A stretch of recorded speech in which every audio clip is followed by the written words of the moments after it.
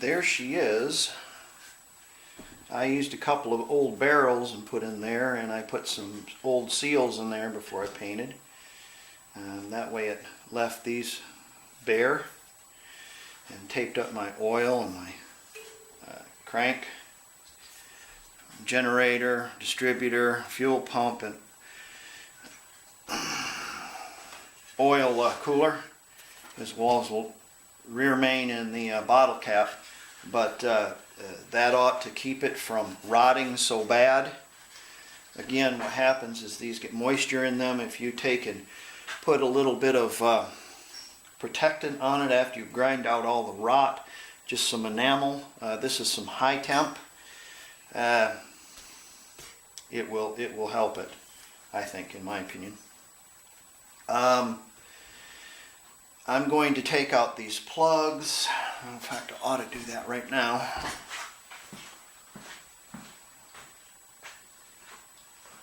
I did not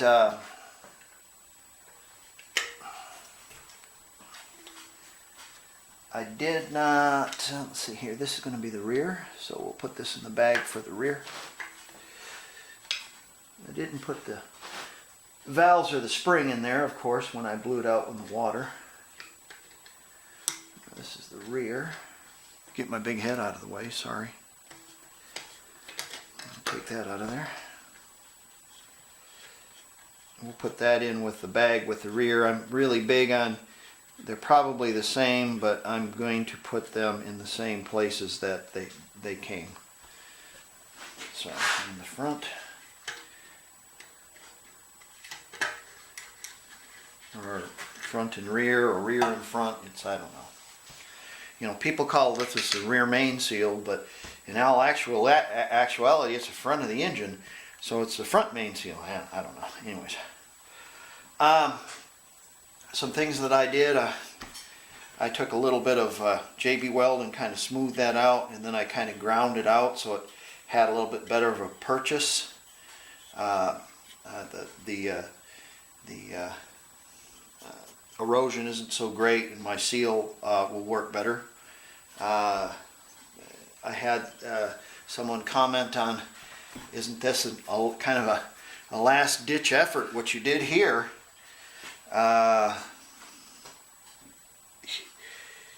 Yeah, it is kind of a last ditch effort.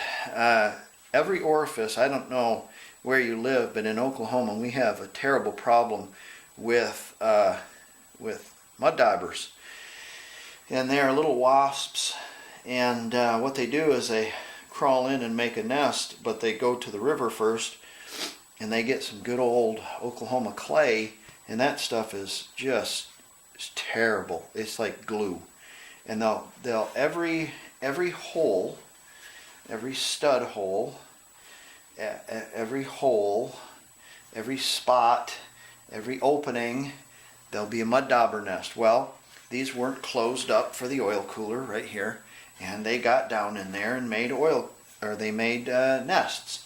So this passage goes just like this, and it has to do with how the passages are drilled in this block. If you notice, there's a plug on the end here. So this passage was drilled straight, of course. Whip.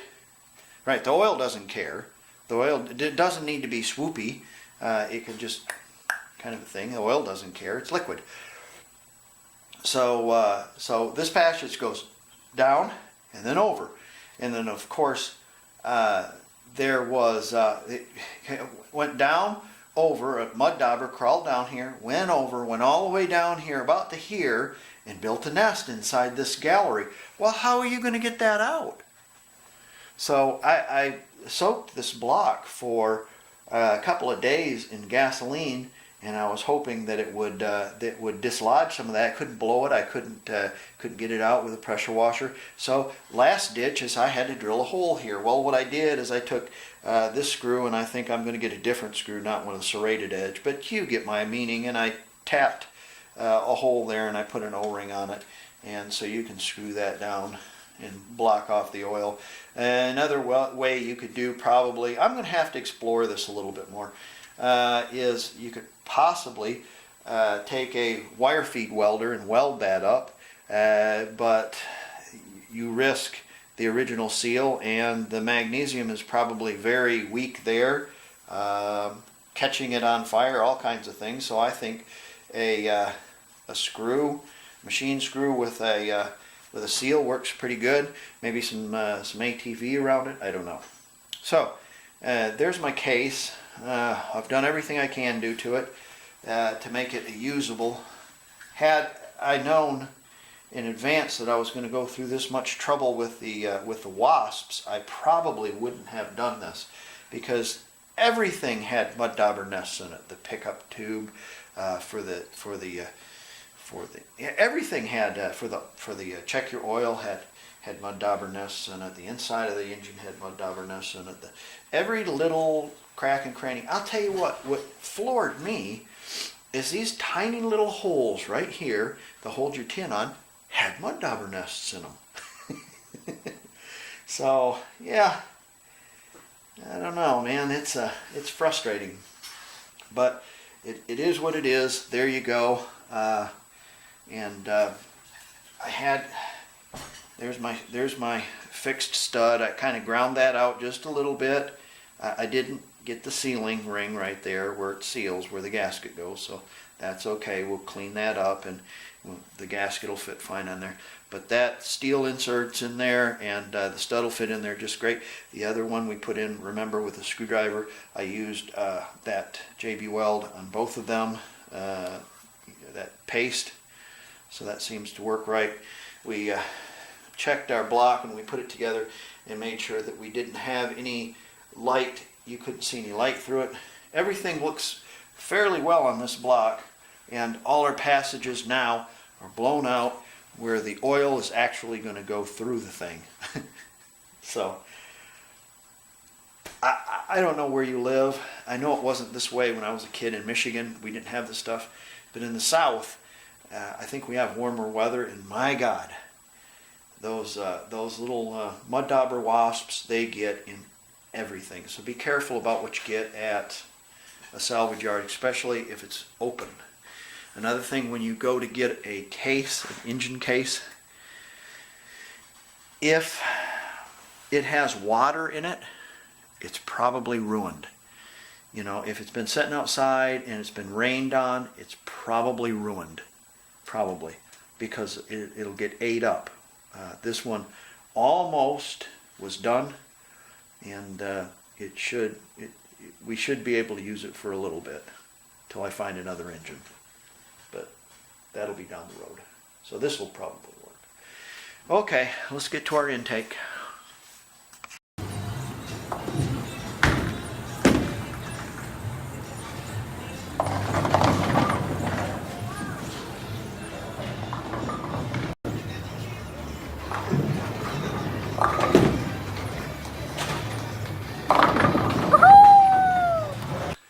Here's our old motor.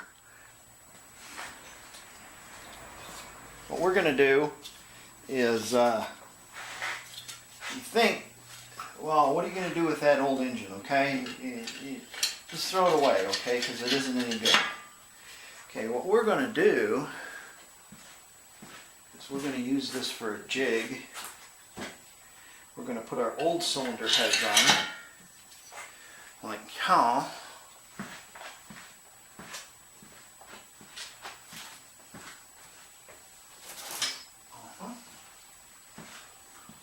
And then we're going to take our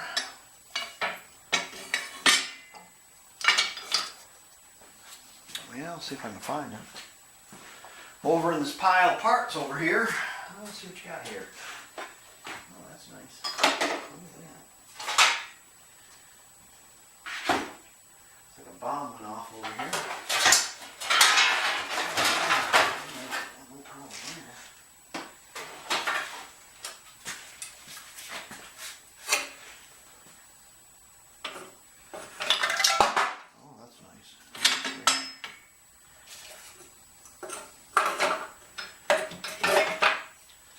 So we're going to put this on like this, and then we're going to attach this and attach that, and then when we go to weld it all together, things are going to jive. You understand? So we're going to use it as a jig, so we get our intake welded back together properly. In other words, it's not going to fit right. Before you go to fit your intake on your motor, make sure you have some gaskets in there. If you don't have gaskets, I cut out a couple little pieces of cardboard. That way it's going to set the height correctly. The height, like there is a gasket in there, because it's going to matter the height when you go to weld these on. Okay, I had clamped this right here, and notice I've got a cutout right there, and that's what that's for, is for to help so I can get that wire in there when I weld it. And then over on this side here, I had to take and give it a little heat and kind of bend it over. And now that I've clamped that one, we'll put a little heat on it, and it'll conform. Once again, leave this all up to us.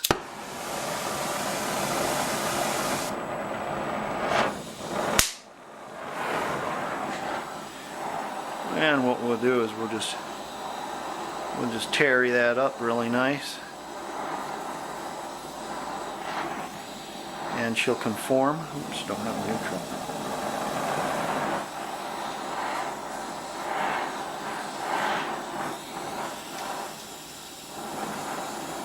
And what'll happen is that'll conform.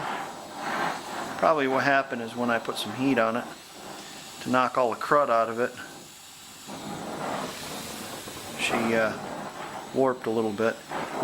Look, it is smoking. It wasn't smoking before, now it is smoking. Look at it smoke. Also, while we heated this side up over here, I put a little bit of a little Zoidberg in the pipe there. I put a hole in it, so if we're going to use this muffler, this was kind of rotted a little bit, and when I heated it up, it went right through there like that. So we'll probably zap that up too with the wire feed welder. Now we're all set up, and we should be okay. I've never had these pipes fit exactly correct. Probably because I've never had an original Volkswagen muffler. There was always some shenanigans I had to do in order, some bending and twisting on one pipe or another. And, you know, you can get this one to fit pretty good, but this one is usually you got to kind of move it around a little bit. So that being said, we should be just fine with that. There is a slight gap there, but it's not really bad. She should be just fine. Let's get welding. Okay, advert your eyes. I shall avert my eyes, of course.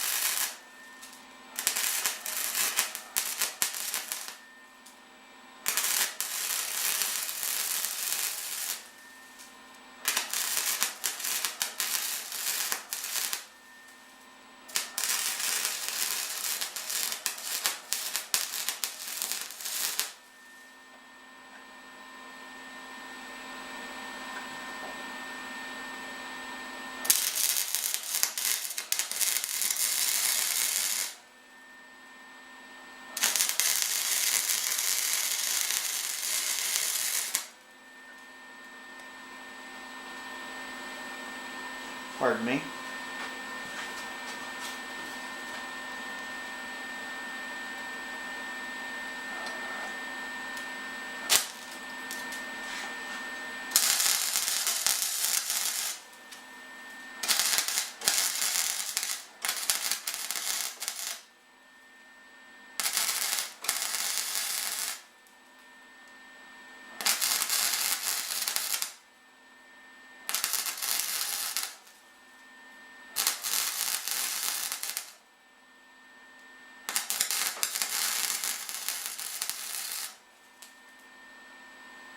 Okay, let's grind those off and see what we have.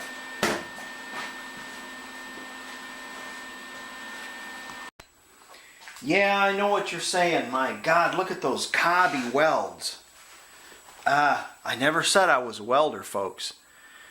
But let me tell you, everybody does something good.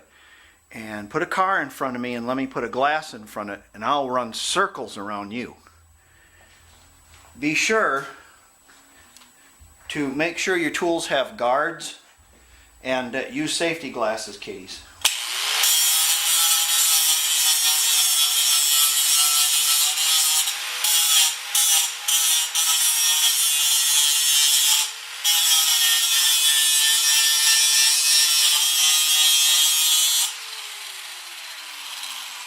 Okay, you get the point.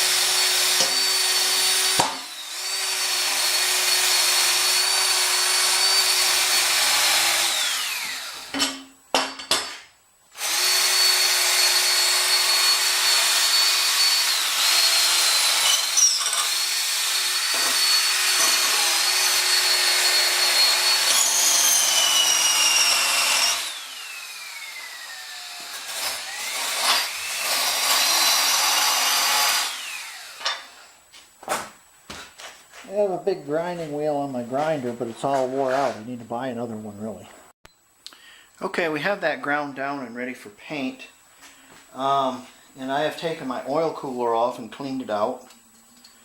And I looked online, and there was a couple of deals about oil coolers. One was, one guy said there's 3 different oil coolers for single port engine. Yes, I understand the small one, but there are 2 large ones. He says one with bumps or something like that right here, or washers already on it, and one without.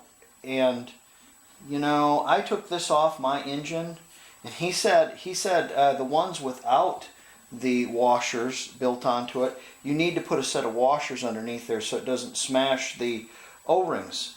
And so mine didn't have those on there. They didn't have any washers underneath it. So the book says, the book shows, this is a 13 or 1500. The book shows there's no washers underneath here. You know, just a lock washer and a nut holding it on there. And as well as this here, as well as that there. There is differences in seals, and I'll show them to you for our block. In fact, I'll get our block out and I'll show you the oil cooler seals. But he's saying that I need to put washers underneath there or it'll smash my. And I never heard of that. I've never done that before. So I'm gonna call shenanigans on that one, and because the book doesn't say anything about that, and I have original cooler and original block, so I don't understand that. Let me get those seals and let you look at them. Okay, the gasket kit that I got had all these in it, and they're oil cooler applications, I think. These are for the dual relief case. There are 2 of them, 2 that go on the flange, and 2 of them that mount on the cooler, and of course the cooler mounts back here on the doghouse style. These I think are for single ports. I'm not quite sure. But in the older kits they used to have, they would have one side was big like this, and one side was small, so you could mount a single port oil cooler on a dual relief case. And I know they make them still, it's just they don't have them in this kit. So I'm going to call on my brother Brian if he can send me the seals that I need. You can see what I'm talking about. They're big on one side and small on the other, and they fit in that oil cooler. And I think when I put this together, if he can send them to me, that'd be great. If not, what am I doing here? If he can send them to me, that's great. If not, I will buy them. But I'm thinking that, gee, I won't get a good enough squash if I put washers underneath it. I don't think so. I think I'm going to want a good squash, and then I'll probably take it off and look at it and see if they're pinched closed, but I think they'll be just fine. I think they'll be fine. Anyways, your oil cooler, if your engine's thrown a rod, or you have a lot of metal stuff or something like that and your engine got ate up, it's recommended that that you replace your oil cooler. Doesn't say anything about termites. I did have a little bit of kind of like a little rust in there. Maybe I tapped it a little bit and a little bit of stuff come out of there. It wasn't a lot. I blew it out and then I washed it out really good. It flows really well, and I'm going to use this cooler. So yeah, I don't see anything wrong with it. So we're gonna use that cooler, and I'll see what he has to say about those gaskets when he looks at that. But I'm pretty certain they make these that fit the dual relief case, because all the new cases are dual relief, and the universal case is dual relief. So if you want a single port engine, of course, in your 67 to make it period correct and everything, and your case was bad, you would buy a new universal case, and it comes with the big holes, and there are adapter rubbers, and there's big side on one side and little on the other for the smaller oil cooler. So yeah, anyways, okay, we're going to put some matte clear on that just to keep it from rusting, and we'll paint up our intake with some of that blue. And another thing I wanted you to look at here is, we'll have to look at this. So I was looking at it today. Here's our pulley, our rear pulley, and here's our nut. And somebody's welded a big nut on the end there to put a purchase on it to try to turn the engine over while it was in the car, probably. Of course, being it was full of termites, it wouldn't budge. So they welded a big nut on there. I'm going to have to cut that off. So we'll probably do that next before we paint.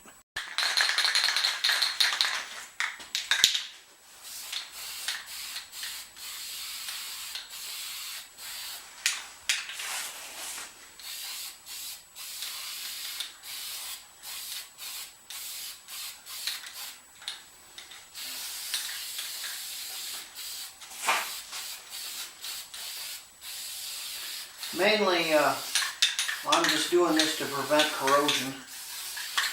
I'm not necessarily wanting perfection. I just want it to last a little longer. I couldn't find any matte clear, so I got a little Krylon here, a little black. The oil cooler. That's nice. There you go. Well, I'm about done for today. Probably start taking our crankshaft apart tomorrow or the next day. really can't go any farther until I have bearings, and they're in the mail for that.